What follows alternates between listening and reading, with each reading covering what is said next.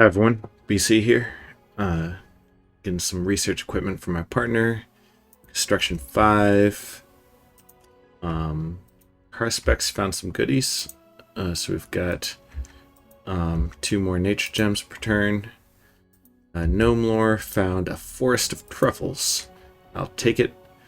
Augury, displacer beasts. This was an interesting thing. So the sharks cloud trapezed this Ictiid storm caller on top of Atlantis. This is above the water. Atlantis had their spearmen, which are just basic chaffy dudes. I think that this is PD that they were up against. And this is a solid commander unit, but either way, we've got some air elementals being summoned, Mistform in play, and the air elementals are just going to go and trample everything.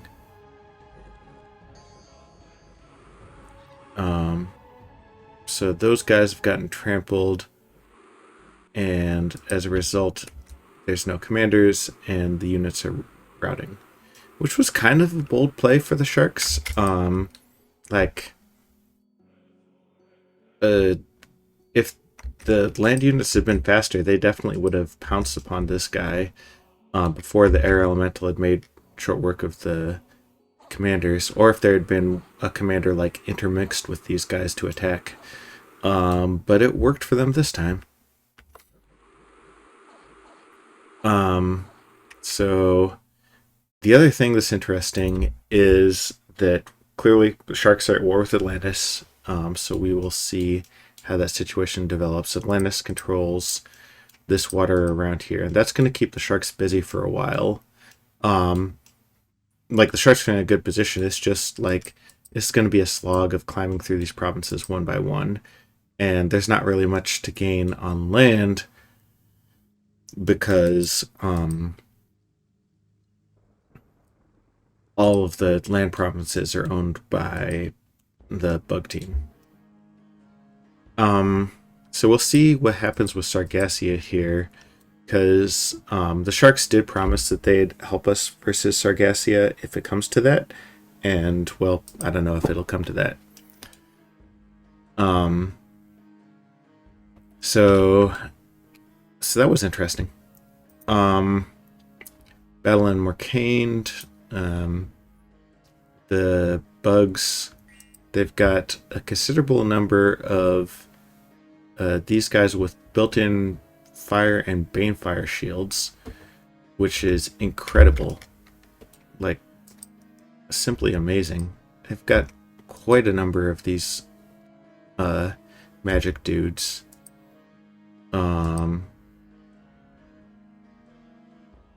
Lots of these crowns,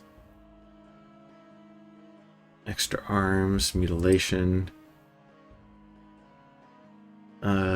Yeah, and then some devils. They're gonna win this battle, no problem. Mercane had their statue patrolling, which is a choice. But we'll see what these guys are firing off. So fireballs, it looks like. We go ahead and... So what have you been doing? Okay.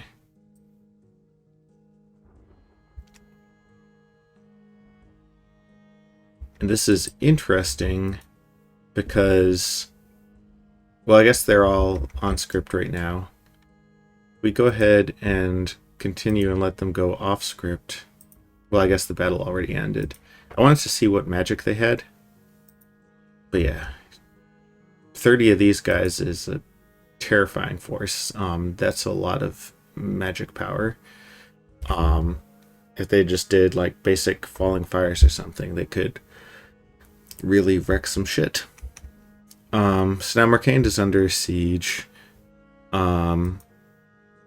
Regna versus Krieg up in the corner over there. I walked my army into this province. Lusitania versus Cassia. So this we've got the knights over here, and we've got quite a sizable Cassia army. They've got composite bows and their swarms, but the real powerhouse are these ether warriors.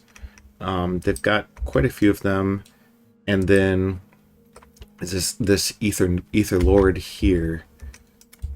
They're all ethereal. They're all good. The salt lance is effective versus them, but nothing else has magic attacks. So these guys descend upon the bugs, and now make contact with the ether warriors. These crossbowmen do not have magic weapons. The salt lance is still effective, and it kills at least one of the ether warriors. The thing about ether warriors is they have both ethereal and good protection, as opposed to many units which have one or the other. They also have moon blades, although that doesn't matter right now. The lance charges are all gone, which means the ether warriors are incredibly hard to kill.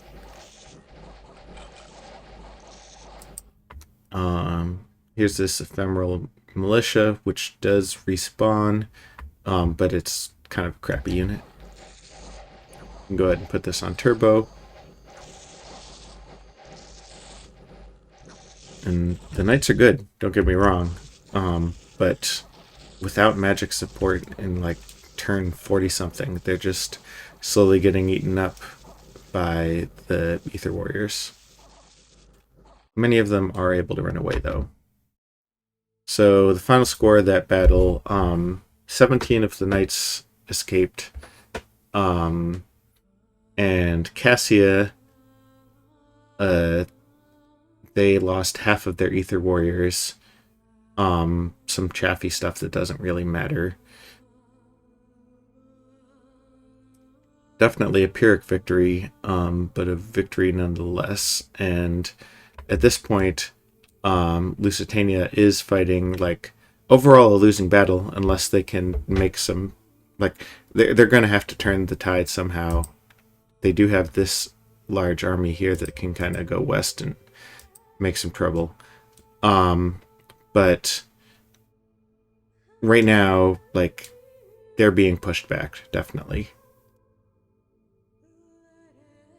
And then my partner attacked Chassos. This was a fort storm, and they killed off this Spellforge thing. I guess we can go ahead and watch it real quick. I'm putting it on turbo, though. So, orcs fly in. Some of these night goblins are getting shot or otherwise fucked with. What's this guy been doing? Starfire as magma bolts, just kind of. He does have a Banefire shield, which causes these night goblins to just burn themselves up. But this guy is quite well decked out to beat him down. And that is that. So now Chassos is down to 5 provinces. 1, 2, 3, 4, 5. And we're sending our horde in to their capital this turn. Additionally, this guy is a heretic, which is actually useful right now. And I do have my god in town. His HP is lowered because we're in enemy dominion. But we still got plenty. And it won't actually go down until he fights.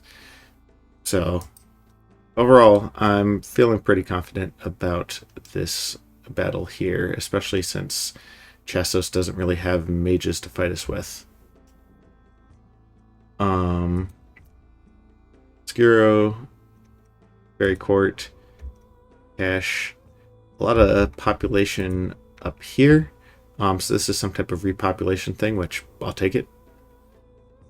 And then some indie attacks, most notably in the fort that he just picked up.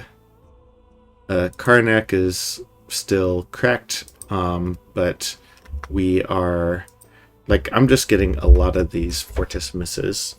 Like, at this point, I'm figuring I'll just send in, like, 8 of them. I don't know. Like, I'm just tired of this shit. So, that should be a good way to finally deal with that situation. Hopefully.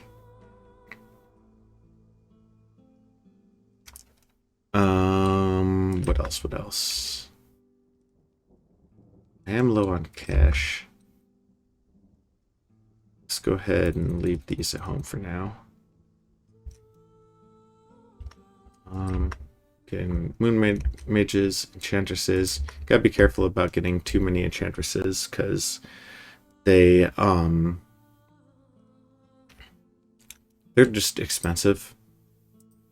Each of these guys costs like 14 gold a turn. For, like, my sweet thugs, for contrast, cost 8 gold per turn and can go around causing trouble naked. We'll get these Maguses this turn, and then next turn we'll build Fortissimuses and fly them over. Sending this Fortissimus into the lake. Not sure if it's a good idea, but I'm going to try it. What's the worst that could happen, right? Magic resistance is okay. We've got luck. We've got protection. I guess we don't really have protection. Our protection is kind of shitty. Let's go ahead and let's just give you one of these hats instead of luck garland. Still not great.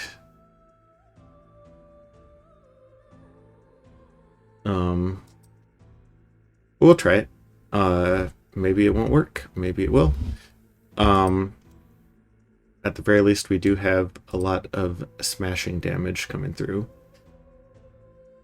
The thing that I'm worried about is